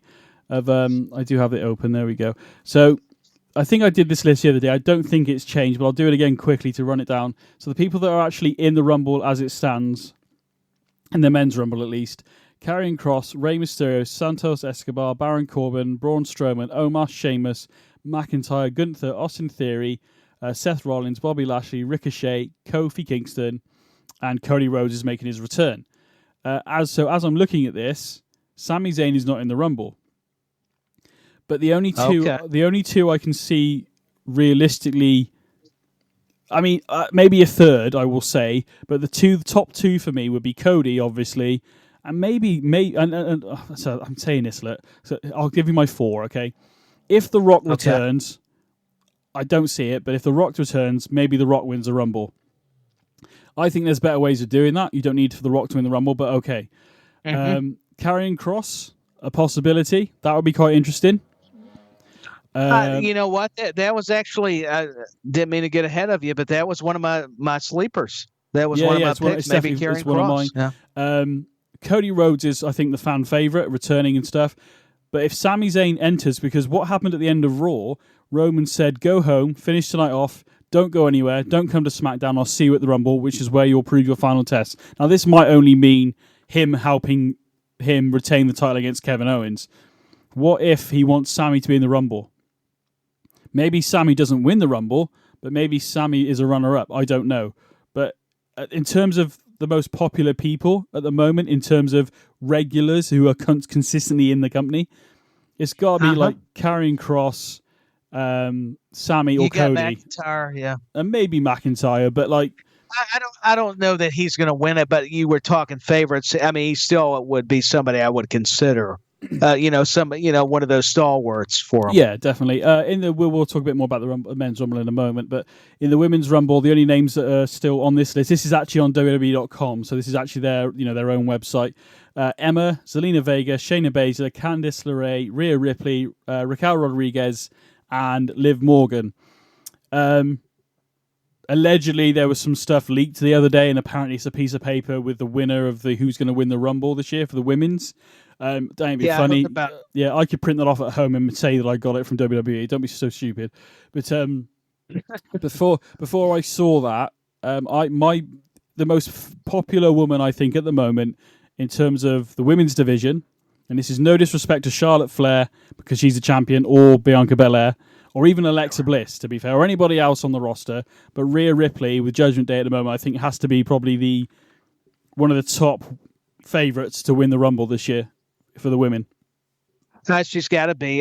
Just think about her momentum with Judgment Day, and I think you'd be hard pressed not to have her as a favorite. I mean, even with surprise entrance, because I mean, what all she's been able to accomplish. I mean, she's just a superstar, and she's somebody they've built around. I mean, to be that potential face of the brand, like a Charlotte, like a Becky, like what you were saying, great examples there. And I do see it. With all due respect, I don't see Liv or Raquel. I mean, I would even put her up there, but I just don't see it with Raquel or LeRae or Baszler or Vega or Emma, and we don't have the full list yet. But yeah, of course, automatically, like you said, Rhea Ripley's name stands out. Yeah. According to this leaked piece of paper, Rhea Ripley is going to win the Rumble, and apparently the runner-up is going to be Liv Morgan. This is some dude. I could make a list of things, Ty, and say, yeah, this is who's going to win the Rumble, and apparently it's from WWE and all this BS. I'm like, I'm not buying it. It might be true, I don't know, but I'm not buying this piece of paper that some dude's got some, a leaked picture from WWE. If that is a genuinely leaked thing, then there's going to be some heads freaking being fired. There's going to be jobs lost. But yeah, I find it hard pressed that he had sources or connections with WWE, and that kind of information would get out there. That just don't seem plausible. If it's genuine and they find out who did it, they are not going to be working for WWE much longer. No, you might as well be looking for some other line of work, because you will be on the firing line for sure. Something confidential that's special to the creative process and to such a big event like a Royal Rumble that's historic, by the way. Yeah, your future's not looking too good. I hope you found some other line of work is all I got to say. I love the Royal Rumble as a whole, to be fair. I love the Royal Rumble match. I've been watching old ones back and stuff and just reliving some great moments. And hopefully we've got a lot of names for the men's. We haven't got many names for the women's at the moment. So we could see a couple of NXT. Probably. My bad. I didn't mean to cut you off, but NXT and SmackDown. I wonder if we'll get more names revealed there. And once again, I'm sorry, I didn't mean to cut you off. No, don't worry. But I'm just agreeing with you. I think more will be revealed, but it's that's a funny thing, folks. With being audio, we're just both so excited. So my apologies, but yeah, I'm with you, man. I think it'll be fun. What? There we go. Yeah, Benny's doing so cool. Like, hey, when's this guy gonna be quiet? Okay, Steve, tell him what. Let me talk to you. Let me talk to you. Yeah, LA Knight. There you go. Yeah. Boy, that was a bad one. And where's LA Knight when you need him? And our boss man. Hey, yo. There we go. So, love boss man. But no, go ahead, because I was just getting intrigued myself when you were bringing up these great points. And, the Royal Rumble. I mean, what's one of your favorites, since we're on the topic? For a long time, 2001 was one of my favorites, and it still is, don't get me wrong. I like I think it was 2016 when AJ Styles debuted. That was a cool moment. But do you know what? The 2020 Royal Rumble was one of my favorites in recent years, with the Edge returning, McIntyre winning, Brock dominating for a while. The crowd response when Brock got eliminated. Edge returning was freaking amazing. Never thought I'd see that after he retired. I think probably 2001 and 2020 are the two that I definitely go to relive. Yeah, those are great picks. I mean, it's hard to go wrong. I tend to go old school a little bit. I even liked 88, even though it doesn't get as much hype. It was the inaugural one, but hey, hats off, Jim Duggan was, I think, the first winner. And then Ric Flair winning 92. 92 Rumble was pretty cool. Yeah. So, mate, there's so many moments. Foley coming in as his alter egos and stuff like that. So, yeah, there's so many moments, Perfect. Yeah. Three faces of Foley. And if I ever enter, I want to do that where it's the three faces of I'll just eliminate myself and let you guys have at it. So there we go. We could replace your image with Drew Carey in the 2001, There you go, Drew Carey. I could do the celebrity part of it, where I get choke slammed, or it doesn't take long. Just send me over the top rope. I'll be happy. Definitely. Let's get into some picks. Then we haven't done this for a while, or at least it feels like it. We had a bit of a break over Christmas, obviously, but we have had no pay-per-views, so we haven't done this since what was the last pay-per-view then? So War Games, wasn't it? I think was the last time we did. Yeah, War Games was. Yeah, so I'm pumped, man. It's been a while. And you're beating me as well. You are ahead of me by one. I think you're beating me 2-0 or 3-0 or whatever. I need to look back. And, I didn't want to say anything, but yeah, I think that's well, that's But as I was saying earlier on one of the side rants earlier, when we get to Money in the Bank, that'll be the start of season 2 of In the Corner. So we'll be gone a full year by then. So we'll restart it then. But you are definitely ahead of me. I think you beat me on. So because when you came on, what was the first one we did? Extreme Rules. It had to be Extreme Rules because that's when Bray came back. Yeah, that's what I'm thinking. That's the first one. So you've got time, Benny, and I've got to try to hold on to this these winnings and be the champion as long as possible because when you're the champion, everybody's gunning for you. They want to I definitely know you did Extreme Rules with myself. So I think that was the first one. I think that was it. Yeah, and then I think we've done so Clash of the Castle was after the fact, wasn't it? So let me just look at the list. Yeah, Clash of the Castle, and if there is a list of things. So let's have a look. Yeah, so you came on board. Hang on. Did you? Was it? No, it was Extreme Rules, wasn't it? So Clash of the Castle was actually before Extreme Rules. So that's true. And after probably, I probably wasn't joining you for the Clash of the Castle. Well, I'm sure you did a fantastic job on that review and preview, though. So I need to. Well, we've had. Let's say you did Extreme Rules because I'll double check in the archive. It may have been Clash at the Castle. I'm not sure. I think that may have been actually Sai because Sai actually went. So you started at Extreme Rules and you beat me at Extreme Rules, Crown Jewel, and Survivor Series, mate. So you are actually 3-0 up at the moment when it comes to picks and and stuff like that. So you are beating me 3-0 at the moment. You know what can I say?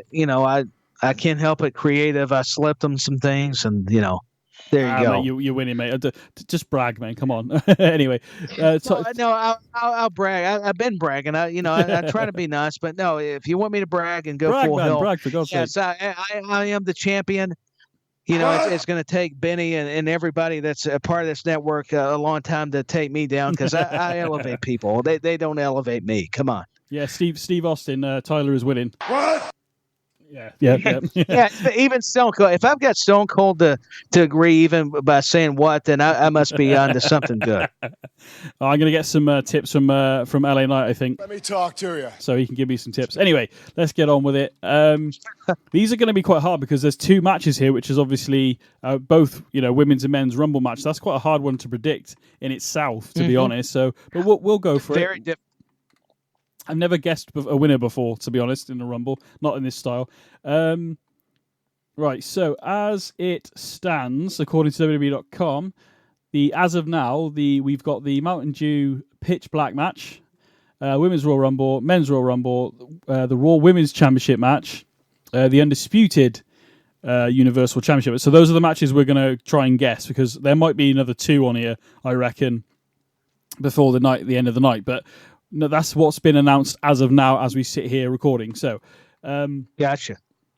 We'll start with Belair versus Alexa Bliss. Let's fire through these. Who do you think, is Belair going to retain, or is Alexa going to become the new Raw Women's Champion?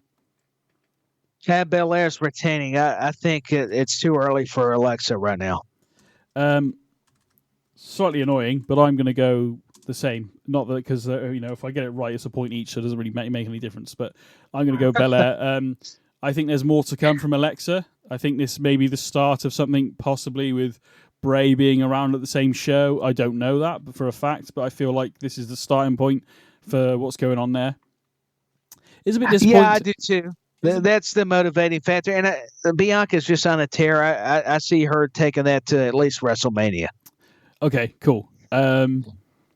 Let's do the Bray Wyatt versus LA Knight. That's one of the only other matches that doesn't involve everybody else. So, to be totally honest, I think we're both going to pick the same person here. But it's going to be unless we have outside interference, maybe by Uncle Howdy, or Alexa or another character from the Firefly Funhouse or something. Maybe Uncle Howdy would be more obvious. Or Mountain Dew, or a Mountain soft Dew, drink. a big bottle might come out of nowhere and smack him in the head. I don't know. But I mean, I'm going Bray Wyatt, to be honest. I love what he said on SmackDown with the Firefly Funhouse, and you've opened. I like the fact that he said you've opened the door to LA Knight, and you have to deal with what comes through with it. Although he was speaking to LA Knight in that moment, I feel like he was speaking to us as the fans. You've opened the door. It's going to be on you what comes through it, basically. You're going to have to deal with what comes through the door. So although it was directed at LA Knight, I feel like it was directed at us fans a little bit as well. So and interesting take. Didn't think it. Wow, you're enlightening me. Yeah, maybe we're at fault for what's ahead of LA Knight. Quite possibly. That's true. Quite possibly. Well, I'm going to go Bray Wyatt for the win. I assume you're going the same because that would be the most obvious.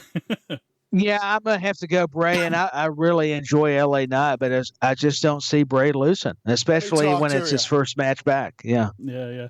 I agree. I like LA Knight. He's up and running.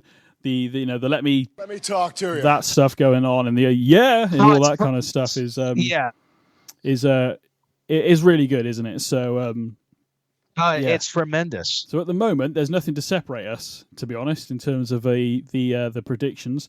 Because talk about it getting scary. We're agreeing too much. Yeah, My goodness. But in terms of we'll go before we go to the Rumble matches because that's what it's all about for me. I know the Undisputed title's on the line, but the Royal Rumble matches is it for me. This is what I'm tuning in for Saturday night. This is what I'm staying up for. I'm going to be irritable and tired on Sunday, but this is what I'm staying up for as a Rumble. So, Roman Reigns versus Kevin Owens. Who have you got? Roman retains. Kevin Owens wins. What are you thinking? I've got Roman retaining. I know there could be a lot of different factors to maybe take the belt off Roman even for Royal Rumble, but I just don't see it just because we're close to WrestleMania. I just think for the Royal Rumble winner, you've got to make it the stakes even higher and bigger. And that's why I have him retaining both the belts, the championship as a whole. Yeah, I mean, I could be wrong, but I see Roman holding on to the title through WrestleMania at the moment. Right now, as I sit here talking to you, I don't see him losing it at Mania either. I could be wrong on that. Let's see how things develop over the next couple of months. But it's possible, though. Yeah. I mean, he's had such an impressive run that's went a couple years. They may extend it. I mean, of course, yeah. So he could still have those belts after Mania. All right, because obviously it's going to be quite difficult with the women's because there isn't many names put forward. So this is going to do something a bit different here, Tyler. I will we'll do the women's Rumble match first, but based on the names we know about, that's the only problem. That's the only time we don't know. Yeah, that's what makes it hard. But yeah, we'll just have to guess the best we can. Yeah. I'm going to make two separate lists here, and basically I will give you three potential winners, because obviously the Royal Rumble, I'm not going to say just pick one. I'm going to give you three that you think will possibly win the Women's Rumble, because I think that's probably a fairer way of doing it, because that gives us at least... I know we could probably do a sheet of like just the winner, but you need to, I think, like I said, we don't know who's going to be in the Rumble in terms of the women. The men's has filled out a little bit. I think there's only 1, 2, 3, 4, 5, 6, 7, 8, 9, 10. There's actually 15, so half the Rumble's been filled for the men's, so we've only got 15 spots left. Whereas the women's, we've got 2, 4, 6, 7. So, yeah, quite a difference. Yeah, absolutely. So who do you think, Rumble-wise? For the women, sorry. Rhea Ripley is one of my favorites. Now, if I've got choices, I don't know the other options, but I think I've got to go Rhea out of this list so far. If I had more names, it would would change up my answer, but I don't know. I just feel this may be Rhea's year. Yeah, no, I agree. I'm going to put Rhea on my list as well. To be honest with you, it's so hard to pick anybody off this list apart from Rhea Ripley. I've always been a big fan of hers. I know it hasn't gone completely swimmingly in terms of some of the stuff that she's been doing, but I am going to stick... I'm going to put Liv Morgan on there. I don't think she will, but I'm going to put Liv Morgan on my list. The list that's here in front of me. Choice. We've got Emma, Zelina Vega, Shayna Baszler, Candice LeRae, Rhea Ripley, Raquel Rodriguez, and Liv Morgan. So, I mean, don't have to pick from that list. If you think somebody's going to enter that might win it that isn't on this list so far, by all means, chuck it in there. That's who I'm thinking. And see, Rousey, I'm wondering, because that could change the complexion, as they say. Does she enter? But I still see Rhea even winning it, even if she were to be involved. It makes it so tough because I'm thinking that surprise entrants don't normally, unless they're currently going to add anything, because a lot of the legends will come back, maybe have a match, and that's cool. But I don't see they shouldn't, win the thing. Yeah, definitely. So that's another factor. So I'm even trying to ponder. I like Raquel. And I could see them maybe going that direction, or maybe like say Liv Morgan. You got Candice LeRae, you got Vega, Emma, and Baszler. I just don't see it for those three, with all due respect. But LeRae possibly, Rodriguez even. If not Rhea Ripley, going by the list, if you're wanting to go with new, then Rodriguez could be a potential candidate. I don't know that. With Bayley, though, Becky Lynch or Charlotte, you always got to factor them in as well, just because they're the big stars, the headliners. This one is very, definitely tough. Very confusing. I mean, because it's like when you get Rhea Ripley, I think, well, that's a sure chance. But then you got Rodriguez so far, and the confirmed name. See, we don't have enough entrants that fill their list enough to get a better picture idea. But I still think Rhea's got a better chance, even if we don't see the full list. There's something about Rhea, even though that was leaked and that may be just a wild guess, I could see WWE going that way. In terms of what's been happening on telly and what she's been doing with the Judgment Day and stuff, for me, it's almost like it makes sense. So, but whether it happens is a different thing. So, we'll see. I've got Rhea for you, Ronda, and Raquel. Is that you happy with your 3 picks there? Yeah, well, I'm just going to go out on a limb and pick those 3. Okay, I'm actually so I've gone Rhea and Liv because I like those 2. I was actually now I know she's out doing other things, and I know I'm torn. I'm going to go a complete and utter not randomer, but someone who's not in the company. I'm torn between Sasha Banks and Mandy. Now, I don't know this full extent of what Mandy's suspension is. I know why, or allegedly what for. But I don't maybe necessarily see her coming back this now. But could we see Sasha Banks return, to be honest? I know she's doing stuff. I think she's in Japan at the moment, isn't she, doing stuff? Yeah, she's doing stuff with New Japan. Here's the interesting thing. We don't know the logistics of that deal. It may leave the door open for her to make an appearance at Royal Rumble, and maybe she could still fulfill dates for New Japan and wrestle for WWE because, Carl Anderson had to do that.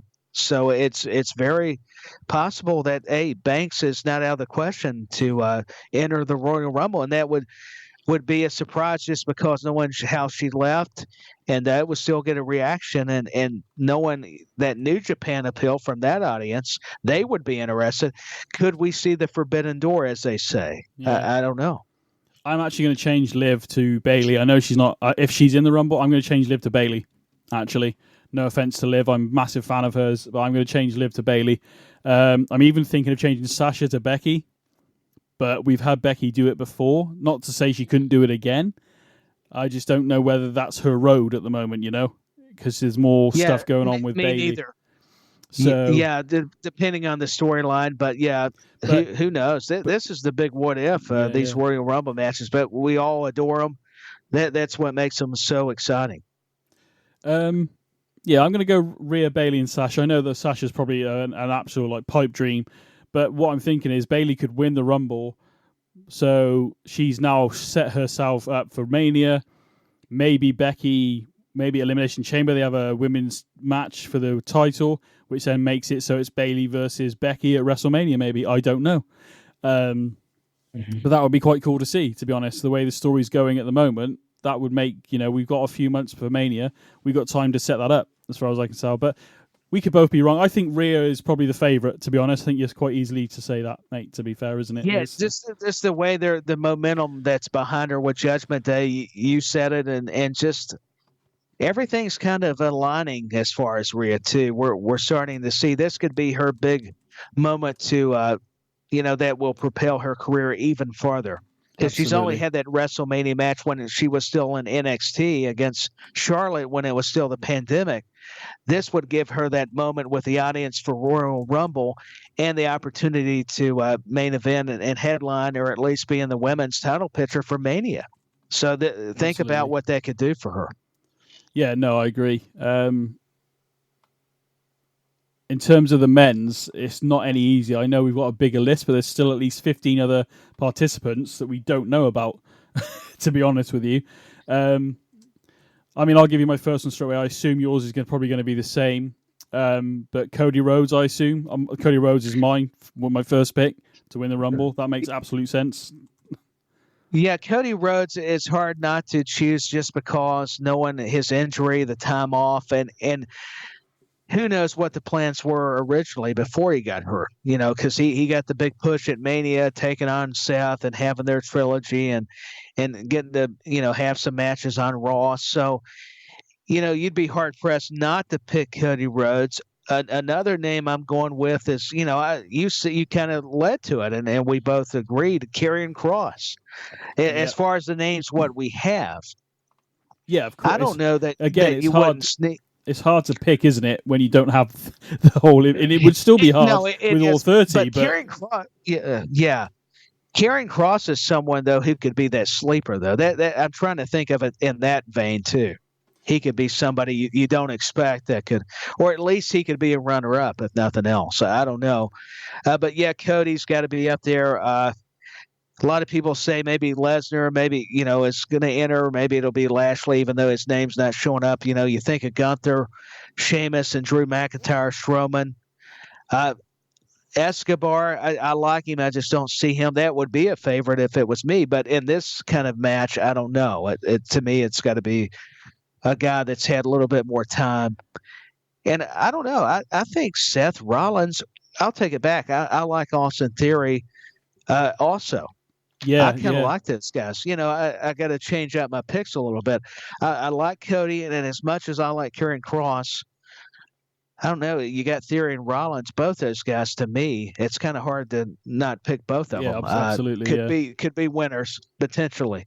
I mean, if The Rock enters the Rumble, let's assume he's going to win it. So we're both, that'll be like our fourth unofficial pick, because if The Rock does turn up, the way it's been played out, everybody reckons it's going to be Rock versus Roman at Mania. So, but I mean, in terms of our third pick on the men's, I will allow. We won't really have three. We'll have 4 picks for the men if you want. So, I mean, Austin Theory is a good shout. Obviously, don't forget Gunther's in there as well. Seth Rollins is a good shout. That's what I'm saying. Yeah, Gunther, Sheamus, McIntyre. There's a lot of good talent, even with the 15 names. And Kofi, I don't see him winning, but he could definitely survive. And be in there, I mean, for my third pick, if he does enter, I'm going to put Sammy in, because again, we don't know if he's going to turn up. Basically, Sammy, yeah, that would be good. That's right, because the name's not right in front of us, so it's kind of hard not to remember that. Hey, Sami Zayn, what if he could do it? For my ultimate, so you can have 4 picks, by the way, mate, for these, but I'm going to throw Theory in there.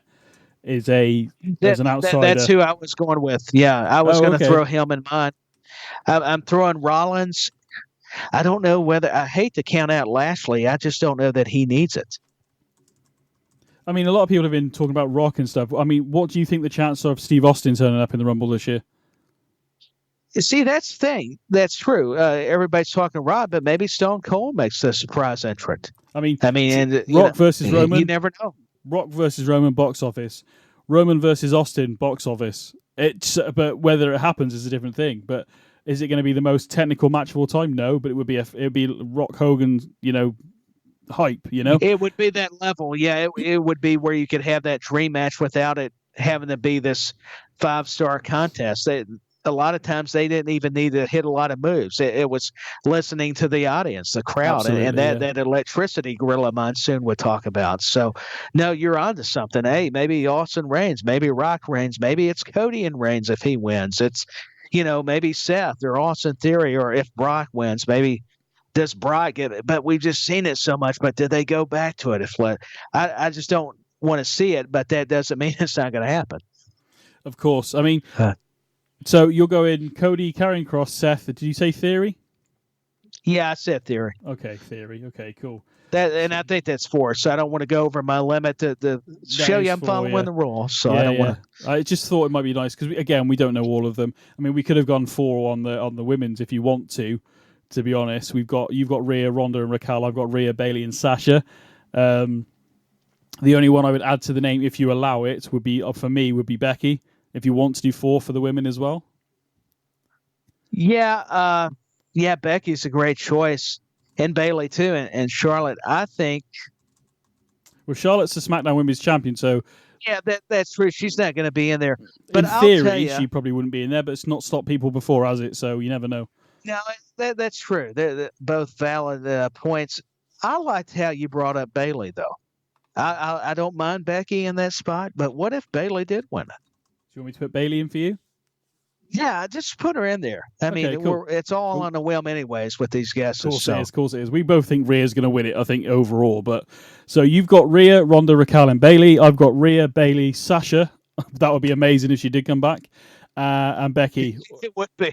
It would be an amazing. I mean, think about it. Everybody's expecting something different. All of a sudden, you hear that music, and then instead of, I don't know if it's Mercedes Moné, but it's Sasha. And, Either way, Either way, would be cool to see her. Either way, it's going to be cool. Yeah. Cool. In terms maybe of she come back as that new character. Maybe that's what we need to think of. Maybe so. Yeah. In terms of the other matches on the card that have been announced, as we sit here, we've gone for the same ones.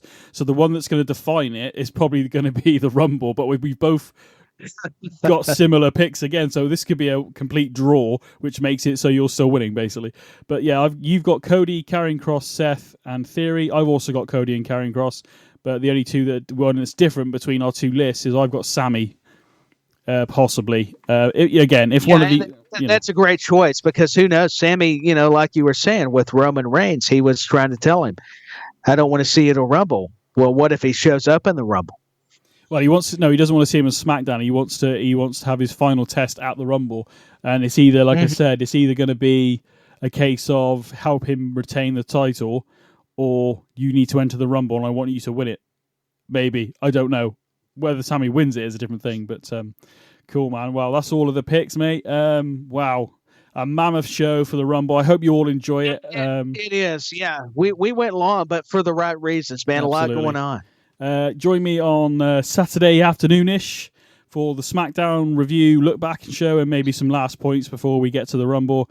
Tyler, always a pleasure talking to you. Let us know where we can find you. Thank you. Where we can find your stuff, man. Yeah, where you can find me, I'm at Dustin Tyler 86. I'm the In the Corner World Heavyweight Champion, is what I should have said. And I'm on SJP World Media with this great guy who. He's going to have to acknowledge me. It may be a draw, but I'm feeling like my cards will be good. And no, I'm teasing. I can't even be a heel. I'm too nice of a guy. But he's a great guy. Been In the Corner, the Rewind Wrestling Radio Podcast, Wrestle Buddy, Geek Buddy, the whole list, Uncensored Wrestling Podcast, Standing Strong with Waylon Myers, Back When with Scottish Danny, and the great Benny Mac, who challenges me every time. And he's coming after my belt, folks. I want to get a bout made. It'd be so cool to get one made, but there we go. Not to steal the gimmick from RSH, by the way. That's what they do over there. I love that idea. It's freaking amazing. And I love that show. We need to shout them out as well. That's somebody else. I'm glad you mentioned them. Yes. Follow this show at In the Corner WWE on Twitter. Email the show at inthecornerwwe@gmail.com. You can follow my personal Twitter at BenNy Mac, BenNyMack. Tyler, I'll see you next Wednesday when we talk some Rumble and some Raw and see who got the right picks, I suppose, although they are very similar. So.